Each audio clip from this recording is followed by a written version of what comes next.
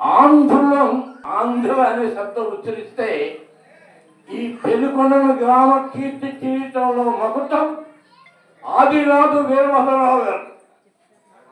నిజాం సంస్థానంలో తెలుగు భాష ఉనికి కోల్పోయి తెలుగు చదువుకోవడానికి తెలుగు మాట్లాడడానికి కూడా అవకాశం లేని ఆ నిరంకుశ దినాల్లో హైదరాబాద్ నగరంలో శ్రీకృష్ణదేవరాయాంధ్ర భాషా నిలయం అనే దాన్ని స్థాపించింది పెనుగొండల నివాసి, ఇక్కడ జన్మించిన ఆదిరాజు వీరభద్రరావు.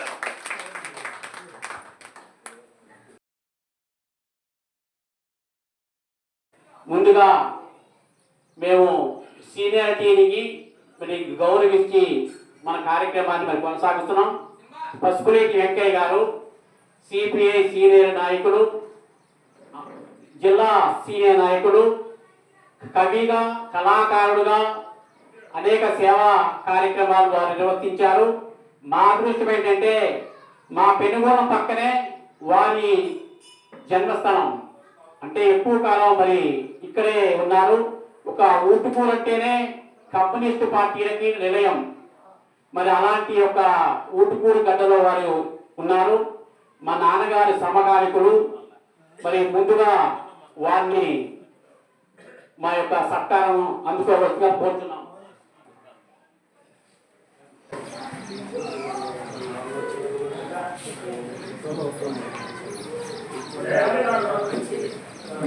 పసుపులేటి వెంకయ్య గారిని ముందు సీట్ల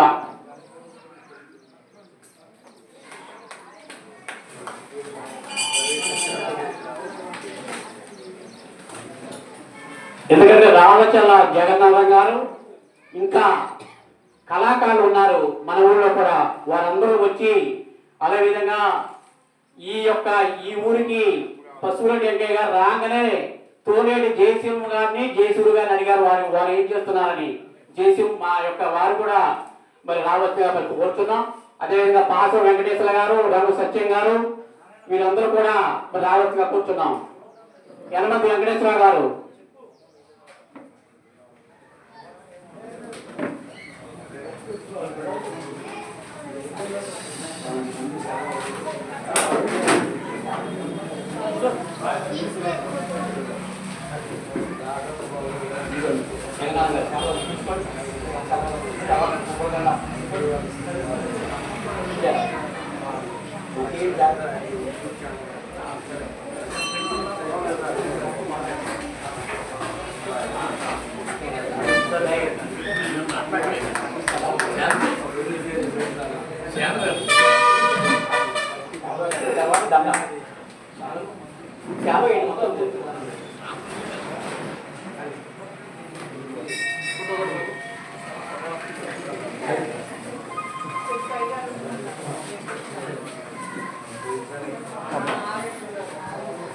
మెమోట్ ఇవ్వాలి.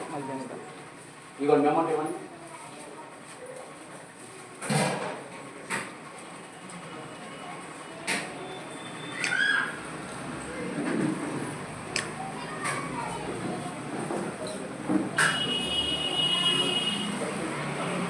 పసుపులేటి వెంకయ్య గారిని మరి క్లుప్తంగా ప్రసంగించవలసిందిగా మరి కోరుతున్నాం. కూర్చోండి కూర్చోండి. వద్దు వద్దు, సంస్కారం కాదని. చాలా సంతోషంగా ఉంది. మహాశివరాత్రి పర్వదినం 144 సంవత్సరాలకు వచ్చే ప్రయాగరాజ్ మహాకుంభమేళా కూడా ఇవాళే ప్రయాగరాజ్లో ముగింపు జరుగుతూ ఉంది. ఊహించని విధంగా కోట్లాది మంది భక్తజన సందోహం ఆ పుణ్యస్నానాలు ఆచరించారు, ఇంకా ఆచరిస్తున్నారు. అటువంటి మహాపర్వదినాన శివపార్వతుల సన్నిధిలో షిరిడి సాయిబాబా సేవా కమిటీ సామాన్యమైన విషయం కాదు. ఇది ప్రతి సందర్భంలో పత్రికల్లో మీడియాలో నేను చదువుతూనే ఉన్నాను. పెనుగొండ నుంచి ఈ సేవా సమితి సామాజిక కార్యక్రమాల పరంపరలో ఇవి నిరంతరంగా కొనసాగిస్తూ వారి జీవితాలను ధన్యం చేసుకున్నారు. ముందుగా అమృతరావు గారు మా స్నేహితులు, చిరకాల స్నేహితులు, నారాయణరావు గారు తండ్రి గారు. నాది పక్కనే ఊటుకూరు గ్రామమే నా జన్మస్థలం కాబట్టి చాలా అనుబంధం నాకు పెనుగొడంతో ఉంది. రాళ్లబండి శేషరాజు గారని మా అమ్మాయి ఇక్కడే తోకచిట్టు రామచంద్రరాజు గారి సతీమణి, వారు ఇక్కడ పరివేష్టించి ఉన్నారు. వారికి కూడా బంధువులే. మీకు తెలుగు భాష డైరెక్ట్గా చేశారు మన రాళ్ళబండి కవిత ప్రసాద్ గారు, మహోన్నతులు. వారందరినీ కూడా ఈ ప్రాంతమే. అటువంటి రాళ్ళబండి శేషంరాజు గారి శిష్యత్వంలో 1949లో కరుణశ్రీ జంధ్యాల పాపయ్య శాస్త్రి గారి విరచిత కరుణామయి నాటికలో నా 8 ఏళ్ల ప్రాయంలోనే, అందులో పాత్రలు కూడా 8 ఏళ్ల ప్రాయమే, కరుణామయి నాటికలో నన్ను బాల నటుడుగా రాళ్ళబండి శేషంరాజు గారు రంగస్థల ప్రవేశం చేయించింది కూడా ఈ గ్రామంలోనే. నా జన్మ చరితార్థం. అలాగే నా 8వ ఉన్నట్టునే దక్కీ నేర్చుకుని నేను మరో 2 మిత్రులతో ఇదే గ్రామంలో జీతగాడు బుర్రకథ అక్కడ ప్రతి శనివారం ఈ పెనుగొండ గ్రామంలో ఆనాడు సెంటర్ క్లాసెస్ జరుగుతుంటాయి. ఉపాధ్యాయులు సెంటర్ క్లాసెస్. అటువంటి సెంటర్ క్లాసుల సందర్భంగా ఒక శనివారం నా 8వ ప్రాయంలో నేను మొట్టమొదట బుర్రకథ చెప్పింది కూడా పెనుగొండ గ్రామమే. చరిత్ర జోలికి వెళ్ళడం 83 ఏళ్ళు ఇస్తుంటే కమ్యూనిస్టు ఉద్యమంతో నా జీవితం మమేకమైంది 70 ఏళ్ళు. ఇక్కడ జయశివ జయసూర్య ఉన్నారు. తోలే చెప్పారావు గారు, మాకు ఊటుకూరులో రామశెట్టి వేణుగోపాలరావు గారు ఎంతో, ఇక్కడ తోలే చెప్పారావు గారు కూడా మొట్టమొదటి మాకు రాజకీయ గురువులు. 1900 సందర్భం కూడా గుర్తుంది. 1967లో సరిహద్దులు ఉన్న మన తుడికిపాడు గ్రామంలో 500 ఎకరాల పెదపీడు పోరాటం గ్రామ హరిజనులకి, దళితులకి, ఉన్నత వర్గాలు, రైతు వర్గాల్లో భూస్వామి కుటుంబాల వారికి పెద్ద పోరు జరిగింది. ఆ పోరాటంలో మడిపల్లి పురుషోత్తాన్ని ఆ గ్రామ భూస్వాములు కాల్చి చంపారు. అప్పుడు నేను ఆర్టీసీలో ఉన్నాను, ట్రేడ్ యూనియన్ ఉద్యమంలో. చంద్ర రాజేశ్వరరావు గారిని, నల్లవల్ల గిరిప్రసాద్ గారి లాంటి వాళ్ళు కూడా ఆ పురుషోత్తం అత్యంత జరిగిన సందర్భంగా జరిగిన సభలో తీసుకొచ్చి ప్రసంగం చేశాం. అప్పుడు అప్పారావు గారు ఆధిపత్యం ఆ పోరాటం, తునికిపాడు పోరాటం, 67లో జరిగిన పోరాటం తోలేటి అప్పారావు గారి నాయకత్వం జరిగింది. నా జన్మ సుకృతం. నేను కృష్ణా జిల్లా కమ్యూనిస్టు పార్టీ బాధ్యతల్లోకి వచ్చాక 1986లో తిరిగి అదే పోరాటాన్ని నేను చేపట్టి 1 నెల రోజుల వ్యవధిలో గ్రామంలో నేను మక్కా వేసి ఆ పోరాటాన్ని జయప్రదం చేశాను. అదే 500 ఎకరాల పెదవీడు పేదలకు దక్కించి జిల్లా కలెక్టర్ కోటయ్య గారు, ఆనాడు కోటయ్య గారిని తునికిపాడు గ్రామానికి రప్పించి పేదలందరికీ పట్టాల పంపిణీ 86లో చేసినటువంటి ఘటన కూడా అప్పారావు గారిని స్మరించుకుంటూ నేను కూడా కార్యక్రమం పాల్గొని ఇలా ఎన్నో. రాజకీయ జీవితమే కాదు, తొలినాటి నుంచి ఊటుకూరు ఆ గడ్డ యొక్క పుణ్యం సాహిత్య సాంస్కృతిక రంగాల్లో అభినవేశం కలిగించింది నాకు ఆ పూర్తి గడ్డ. ఒకవైపు పార్టీ బాధ్యతలు నిర్వహిస్తూనే 74లో ఆంధ్రప్రదేశ్ ప్రజానాట్య మండలి పునరుద్ధరణ జరిగాక ఆంధ్రప్రదేశ్ ప్రజానాట్య మండలి కృష్ణా జిల్లా ఆంధ్రప్రదేశ్ బాధ్యతలు కూడా నిర్మాణ బాధ్యత వహించారు. అలాగే అభ్యుదయ రచయితల సంఘం, ఆ సంఘంలో కూడా నేను రాష్ట్ర జిల్లా బాధ్యుడిగా రాజకీయ బాధ్యతల్లో ఉంటూనే సాహిత్య సాంస్కృతిక రంగాల్లో కూడా కృషి చేశాను. నేను సమైక్యవాదిని. రక్తార్పణతో ప్రాణార్పణతో ఆంధ్ర రాష్ట్రం ఒక ఏడాదిలో ఏర్పడలా. ఇప్పుడు చెప్పాలంటే సమయంతో తెలియదు. ఆంధ్రులో మరో ఒక మాట చెప్పాలి. ఆంధ్ర అనే శబ్దం ఉచ్చరిస్తే ఈ పెనుకొండల గ్రామ కీర్తి కిరీటంలో మకుటం ఆదినాథు వీరభద్రరావు గారు. నిజాం సంస్థానంలో తెలుగు భాష ఉనికి కోల్పోయి తెలుగు చదువుకోవడానికి తెలుగు మాట్లాడడానికి కూడా అవకాశం లేని ఆ నిరంకుశ దినాల్లో హైదరాబాద్ నగరంలో శ్రీకృష్ణదేవరాయాంధ్ర భాషా నిలయం అనే దాన్ని స్థాపించింది పెనుగొండల నివాసి, ఇక్కడ జన్మించిన ఆదిరాజు వీరభద్రరావు. 80 ఏళ్ళు ఆంధ్ర రాష్ట్రం కోసం. అది మర్చిపోయి ఆంధ్రుడు శాపగ్రస్తులని. ఆంధ్రుడు ఐక్యంగా ఉంది. శ్రీకృష్ణదేవరాయల సుపరిపాలనలో తెలుగు జాతి ఆంధ్ర జాతీయ కొన్ముఖంగా పరిపాలించబడింది. సుఖశాంతులతో సాహిత్యం ఆ మహనీయులు తలుచుకుంటే ఒళ్ళు ఇప్పటికీ గదులు పడుతుంది. శ్రీకృష్ణదేవరాయలు ఆ తరువాత కాకతీయ సామ్రాజ్యం. కాకతీయులు ఉత్తరగోదావరి పరిపాలన కాలంలో ఆంధ్రులు ఎక్కువముఖంగా పరిపాలించబడ్డారు. కానీ శాపగ్రస్తులు ఏంటంటే నిజాం తన ఉనికి కోసం, తన ఏడుబడి రక్షణ కోసం బ్రిటిష్ సైన్యాలని తనకు రక్షణగా ఉంచుకోవడానికి తెలుగు వాడిని అమ్మేశాడు బ్రిటిష్ వాడికి. ఇప్పటికీ సర్కారు జిల్లాలు అంటాం. సర్కార్ అంటే బ్రిటిష్ వాడు. ఏమిటా సర్కారు జిల్లాలు? శ్రీకాకుళం నుంచి గుంటూరు దాకా సర్కారు జిల్లాలు. దత్తమండలాలు రాయలసీమ. ఆ 4 జిల్లాలు దత్తతిచ్చారు బ్రిటిష్ వాడికి.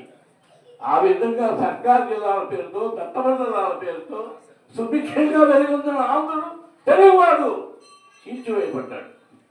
బ్రిటిష్ వాడు రామారావు గారి అధికారంలోకి వచ్చి అనేవాడు తెలుగువాడు ఢిల్లీ అయితే మద్రాసి నల్లవాడు అనే అపకీర్తి నుంచి తెలుగు జాతి పౌరుషాన్ని, తెలుగు జాతి కీర్తిని వేణోళ్ళ చాటిన నందమూరి తారక రాముడు మనకి ఆరాధ్యుడు. నిజంగా అటువంటిది తెలుగు వారికి తెలుగు రాష్ట్రం కావాలని 80 ఏళ్ళ పోరాటం తర్వాత పొట్టి శ్రీరాములు గారు ఆత్మార్పణ. ఇక్కడ కూడా ఒక చరిత్రలో అంశం ఎవరూ చెప్పరు.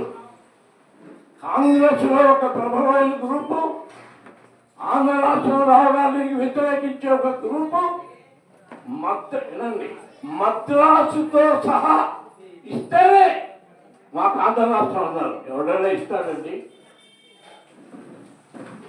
మొన్న ఆంధ్ర తెలంగాణ వెళ్ళిపోయినప్పుడు హైదరాబాద్ ఇస్తేనే మా సమైక్య ఆంధ్ర అంటే ఎవడైనా మనకి హైదరాబాద్ వదిలిపెట్టుకుంటాడా వాడు?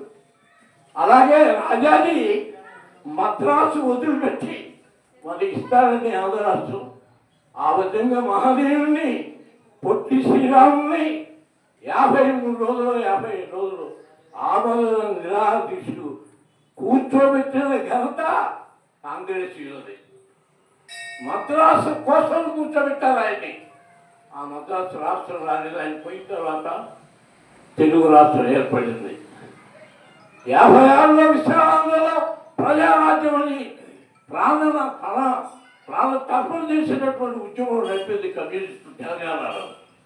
అటువంటి విశాఖలో ప్రజారాజ్యం రాకపోయినా తిరిగి నిజాం ప్రాంతాన్ని ఆంధ్ర రాష్ట్రాన్ని కలిపి ఆంధ్రప్రదేశ్ 56 నవంబర్ ఏర్పడింది. ఎప్పుడు వెళ్ళిపోయాం? 2014లో. ఏమంటే ఆంధ్రప్రదేశ్ ఏర్పడిన 60 ఏళ్ళ తర్వాత తెలంగాణ వెనకబడిపోయిందా? నేను వ్యతిరేకించాను. ఈ రాష్ట్రం చెప్తానికి వీల్లేదు. ఆంధ్రులంతా తిరిగి ఎకానమికంగా ఒక రాష్ట్రంలోకి ఒక గొడుగులేనికి వచ్చాం. మళ్ళీ తెలుగు వాళ్ళు విడిపోవడానికి వీల్లేదు, విడిపోతానికి కావాలి అని పార్టీలో అంతర్గతంగా పోరాడి 2014లో నేను రాజీనామా చేశాను. పార్టీ తిరిగి కార్యదర్శులు మారారు. రామకృష్ణ గారు రాష్ట్ర పార్టీ కార్యదర్శిగా వచ్చారు కదా. స్వయంగా అందరూ ప్రత్యక్ష సాక్షి వాణి రంగారావు గారు వెళ్ళి ఆయనకి తెలుసు. వారు వచ్చారు రాష్ట్ర పార్టీ నాయకులు నా దగ్గరకు వచ్చి, వెంకయ్య 60 ఏళ్ళ కమ్యూనిస్ట్ ఉద్యమం జీవితంలో శ్రమించావు, దురదృష్టం అందరూ అనుకున్నాం, ఆగిపోయి రాష్ట్రం చీలిపోయింది, తప్పదని మళ్ళీ నన్ను పార్టీలకు ఆహ్వానించి ఇవాళ సిపిఐలోనే కొనసాగుతున్నాను. అందుకని ధన్యమైంది. అది ఊటుకురా, ఇది పెనుగొన, ఈ గడ్డ మీద జన్మించి ఇన్నేళ్ళు ఇక్కడ ఊపిరి ఉంది. ఏదో ఆ పుణ్యమానికడి వరకు నేను సచివంగా ఉన్నాను. ముందుకు ఈ సత్కారం ఇటువంటి రోజున ఇక్కడ నారాయణరావు గారు, అమృతరావు గారు నాకు చిరకాల మిత్రుడని చెప్పారు. నాకు చాలా అనుబంధం ఉంది ఈ గ్రామంతో. ఈ రోజున ఇక్కడ సత్కారం లభించడం అనేది నా జన్మలో నేను చిరకాలం మర్చిపోతాను. నిర్వాహకులందరికీ మరోసారి నా కృతజ్ఞతలు. ఇక్కడ ఆదరణ మీలో ప్రతి ఒక్కరికి పేరు పేరున నా కృతజ్ఞతలు తెలుపుకుంటూ సెలవు.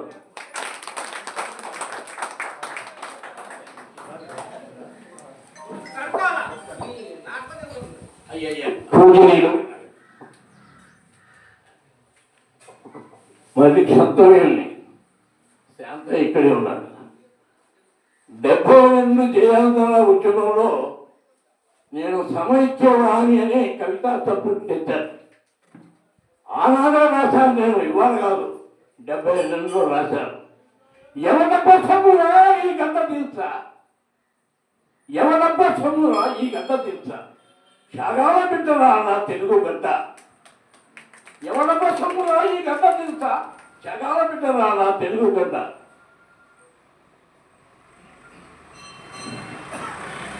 రాజును ఎన్నది పుణ్యగడ్డరా, రాజును ఎన్నది రాయలేని నాదు రతనాల శివరా, రాజును ఎన్నది పుణ్యగడ్డరా. 3 ప్రాంతాలు కాకతీయుల శౌర్య దీప్తి కలిగిన గడ్డ, కవి గాయకుడు జీవనదులు మెసిలిన గడ్డ. ఎవడమ్మ తమ్మురా ఈ గడ్డ తెలుస్తారు, త్యాగాల బిడ్డరా నా తెలుగు గడ్డ. ముక్క చెక్కల తెలుగు జాతినే కవితే ఆనాడు 3 కోట్ల మన జనాభా. ముక్క చెక్కల తెలుగు జాతినే కవితే 3 కోట్ల తెలుగు ఒక్కటైపోయారు. గతము నిన్న గతము ఒక వారు చూడగా నిన్ను గడ్డని తల్లి కలత దిందిరా. ఎవడ కోసమురా ఈ గడ్డ తెచ్చిన, జగాల బిడ్డరా తెలుగు గడ్డ. వెలుగు నిండిన తెలుగు గుండెలతోటి మన అనుమల్లపూడి సీతారామారావు గారు, అనుమల్లపూడి సీతారామారావు రాజమండ్రి కడలూరు జైలులో పోలీస్ కాల్పుల్లో మరణించిన తొలి అమరుడు, ఆంధ్ర అమరుడు. మొదటరు వెలుగు నిండిన తెలుగు గుండెల నుంచి మన అనుమల్లపూడి పమరయ్య, ఒరిగిన గడ్డరా. ఎవరి కోసం ఈ గడ్డ తెచ్చిన, త్యాగాల బిడ్డరా నా తెలుగు గడ్డ. ఇక చాలా ఉంది, అదంతా చదవలేదు. ఇది ఎప్పుడో అప్పుడే రాశాను, అందుకే సమైక్యవాదిని అన్నాను నేను.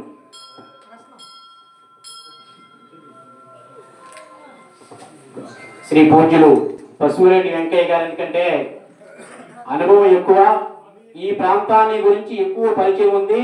కష్టాలు నష్టాలు, కార్మికులు గురించి, రైతుల గురించి, మరి వివిధ పోరాటాలు, భూ సంస్కరణ ఉద్యమాల గురించి అనేక పోరాటాలు చేసిన వారు.